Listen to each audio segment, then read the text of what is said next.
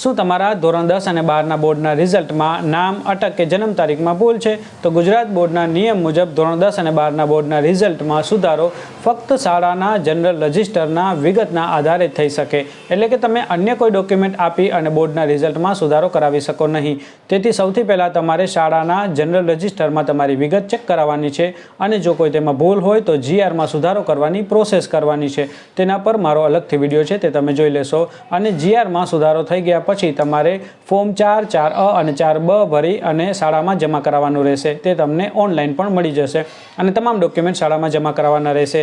શાળા તેમાં સહી સિક્કા કરશે અને ત્યારબાદ તે જિલ્લા શિક્ષણ અધિકારીની કચેરીએ મોકલશે. જિલ્લા શિક્ષણ અધિકારીની કચેરીએથી પણ GR ચેક થશે અને બધું વ્યવસ્થિત હશે તો DO કચેરીએથી પણ તેમાં ફોર્મ 4A, 4Bમાં સહી સિક્કા કરશે અને તે પરત શાળામાં મોકલી આપશે. ત્યારબાદ તમારે આ ફોર્મ, તમામ ઓરિજિનલ ડોક્યુમેન્ટ અને ઝેરોક્સ લઈ અને ગાંધીનગર જવાનું રહેશે અને તમને સેમ ડે સુધારો કરી અને નવી માર્કશીટ ઇસ્યુ કરી આપશે.